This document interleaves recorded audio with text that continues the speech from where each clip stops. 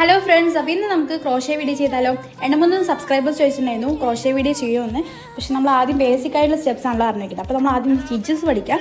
അപ്പോൾ ആദ്യം ഇതുപോലെ കൊടുക്കുന്നതിന് നമ്മൾ സ്ലിപ്പ് നോട്ട് എന്നാട്ടോ പറയുക. ഈ സ്ലിപ്പ് നോട്ട് ചെയ്ത ശേഷമാണ് നമ്മൾ ചെയിൻ സ്റ്റിച്ചസ് ചെയ്യുക. എല്ലാത്തിൻ്റെയും ബേസാണ് ഈ ഒരു ചെയിൻ സ്റ്റിച്ച് കേട്ടോ. അവിടെ നിന്നാണ് നമ്മൾ ബാക്കിയുള്ള സ്റ്റിച്ചസൊക്കെ ഫോം ചെയ്തെടുക്കുന്നത്. അപ്പോൾ ആദ്യം നമുക്ക് എത്ര നീളം വേണോ അത്രയും നമ്മൾ ചെയിൻ സ്റ്റിച്ച് ചെയ്യണം.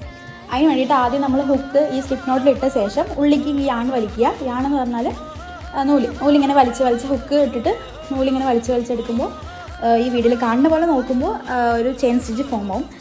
അടുത്ത് നമ്മൾ പഠിക്കാൻ പോകുന്നത് സിംഗിൾ ക്രോഷ്യാണ്. സിംഗിൾ ക്രോഷ്യ വന്നിട്ട് നമ്മൾ ആദ്യം ഈ ചെയിൻസൊക്കെ ചെയ്ത ശേഷം ഒരു ചെയിനും കൂടി എക്സ്ട്രാ ചെയ്യുക.